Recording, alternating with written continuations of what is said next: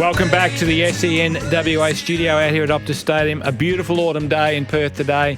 Sunny outside, building to a top of 29 degrees later in the day. My next guest is a stalwart of a number of community clubs out Willetton Manning Way. He was the recipient of an Order of Australia because of his services to those clubs, both the Willetton and Manning football clubs and also the Manning Tennis Club. He's with us in the studio as part of our coverage of the Perth Football League. Rod Philp joins me. Welcome, Rod. Yeah, thanks, Mark. Thanks for inviting me. So we're just talking off air about a mutual friend of ours that we know from you know from the tennis club and I know from school, of course, Bruce Parsons, very fiery competitor on the tennis court, and he would have been a pretty handy footballer if he'd come to Perth a little bit earlier for you. Oh, I'll take your word for it. Yeah. Take his word for it. Take his word for it, yeah. Hey, so your service to these clubs goes back decades, literally. Tell us how you first got involved in the Willetton and Manning football clubs. Well, it really started at junior level, with Restrata Footy Club, under nines. I was coach and of the team there, and the following year I got sacked and became a manager from under nines right through to 16s. My young bloke played for the juniors, and then that just followed through to Willetton through the Colts and reserves and league, over many years, and it was just great to be involved with clubs. Yeah. So, what's the most unusual job you've had as a volunteer at a footy club? Unusual job. There's probably many of them, but probably emptying a rubbish bin that's full of crap and sorting out cans and bottles. That's probably the ugliest thing I've probably ever done. Yeah. So. And just tell us how important volunteers are to footy clubs. I mean, having grown up in a small country town and seen how the football club operated and the tennis club operated and the golf club and all the big clubs around the town and the lifeblood that they were around the town, tell us just how important a good team of volunteers is to a community-based club. Oh, the volunteers are most important for any club to be involved in. Without the volunteers, nothing really gets done. And there's not a lot of volunteers around. And I mean, if people around for 4 or 5 years, you're pretty lucky. But it's the same people that do the jobs all the time, and then there's a bit of a burnout period, and people just don't want to do those jobs anymore. But I think communication is probably the biggest thing in clubs. Is maybe just asking people to do small jobs, and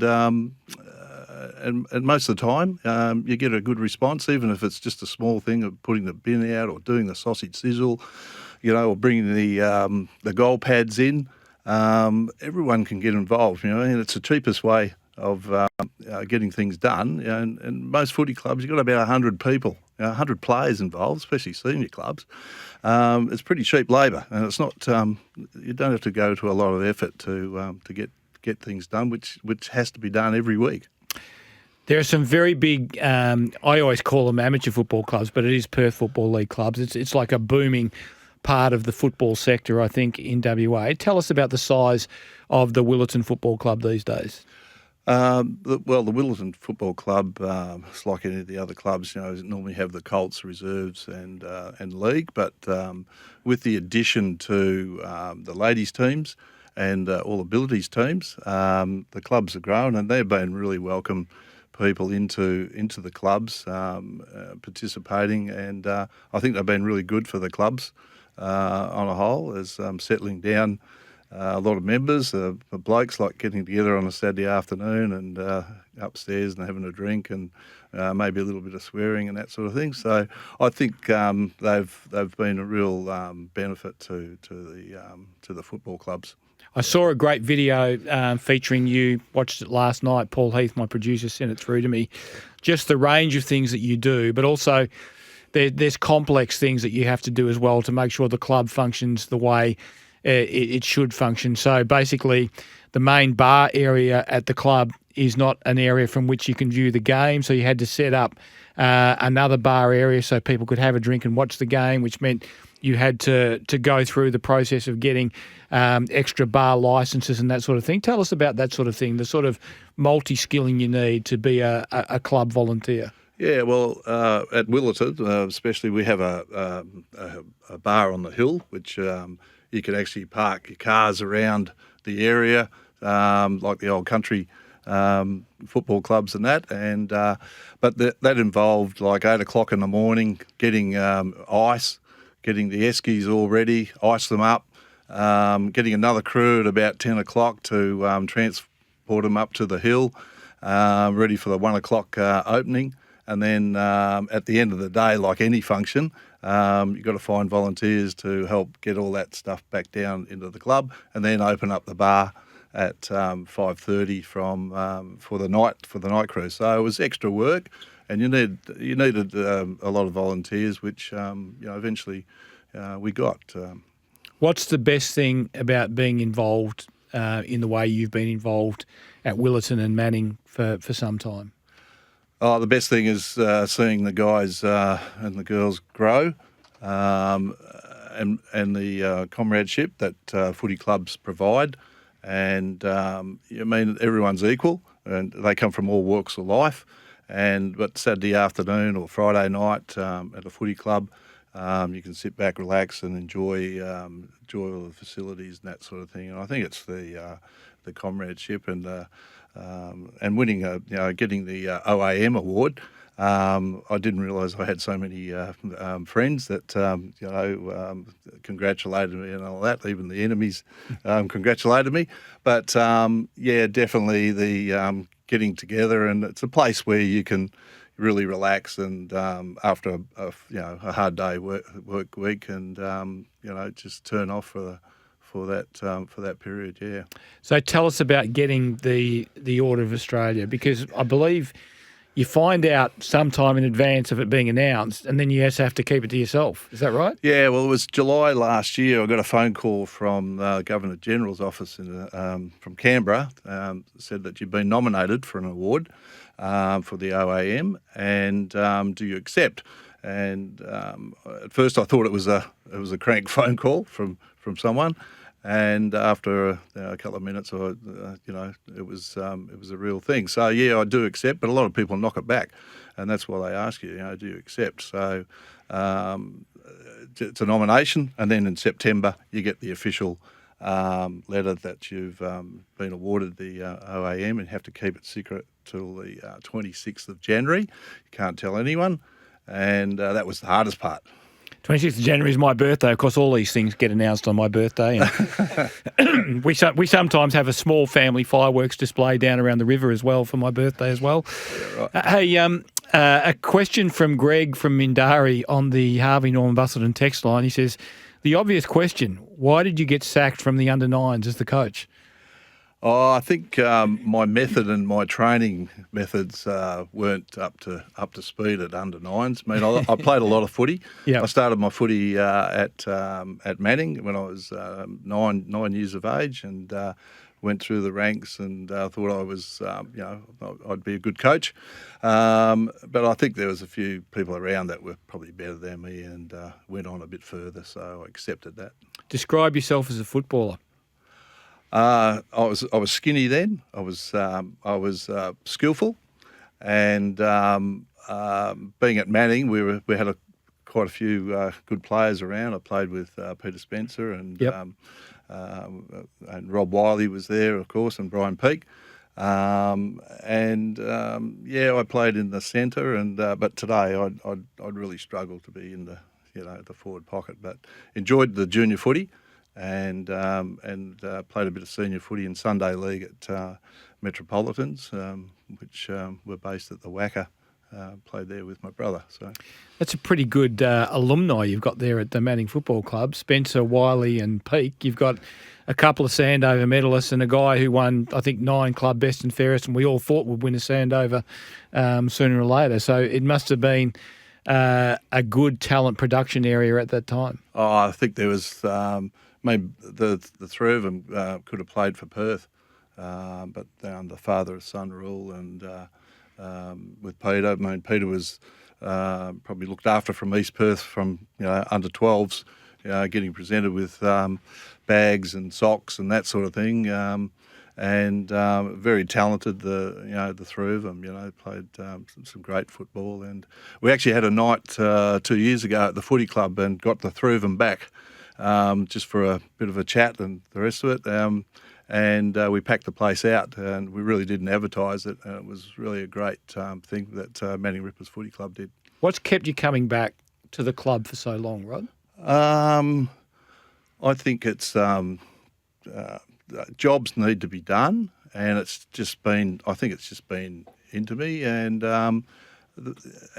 teaching the other people on the way of getting different jobs that need to be done to run a successful footy club, every week. So, if you were advising someone who might be thinking about getting involved, not as a player but as a volunteer, someone who just wants to be, at the club and around and doing the stuff that you're doing, tell us what rewards they would receive for doing it. Not obviously, there's no financial rewards, but what is most rewarding about it, do you think? I think getting involved and doing something, even how small it is. I mean, I think Perth Football League have got over 70 clubs and 6 teams on a Saturday afternoon, which is absolutely fantastic. And in your local community, I would encourage people to join their local club as a social member, because they've got a lot to offer. And even the smallest job, get involved with a club, and you get a lot out of it. It's just the adrenaline just keeps flowing, and that smell of Denker rub, it just keeps us going. That yes, we call it the liniment sniffing. It's very important when you go into the club rooms before and after the game. It's just there. It hangs in the air, and I have to say, there is no better smell in the universe than the smell of liniment inside a football change rooms. Hey, when you received the Order of Australia, how did you feel? And you said that some people knock it back. On what basis would anyone knock back an honour like an Order of Australia? I don't know why they would do that, but that's why they ask you first. Do you accept the award?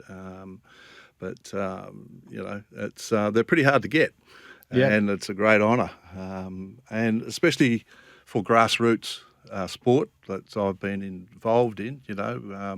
The people that get Order of Australia medals. Good for the grassroots. There's a lot of people out there that do a lot of work for clubs, and the key is for people to actually nominate people for the work that they've done. And all the clubs would have people 30, 40 years in that situation that work. But the key is get them nominated.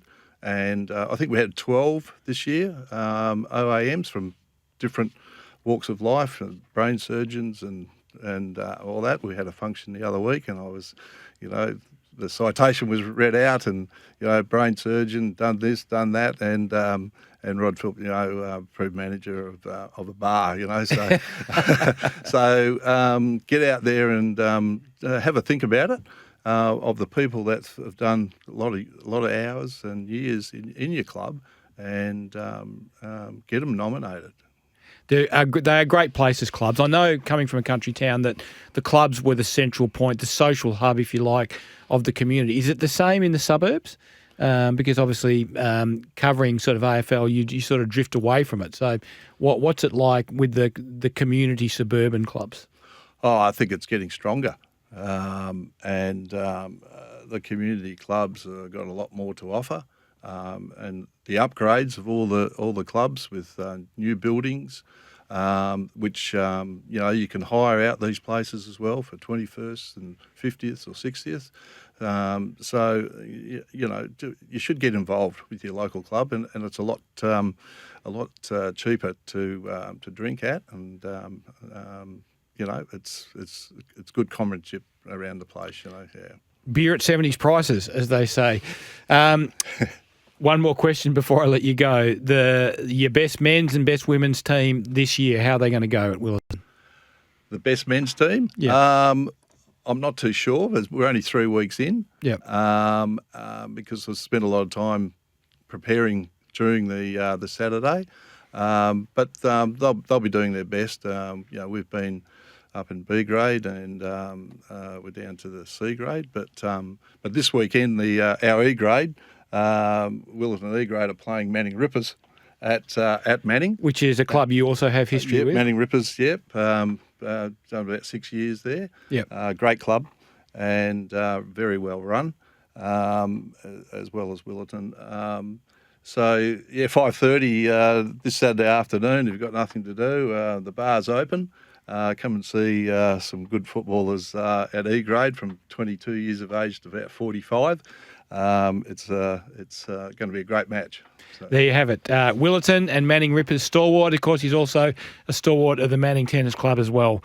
Rod Philp joining us on the show today. We've had a person who's won an Order of Australia in the studio this morning. Rod, thanks so much for joining us, and all the best for Willetton and Manning in the coming months and years. Yeah, thanks, Mark. Thanks for having us. There we go. We'll be back with more after the break.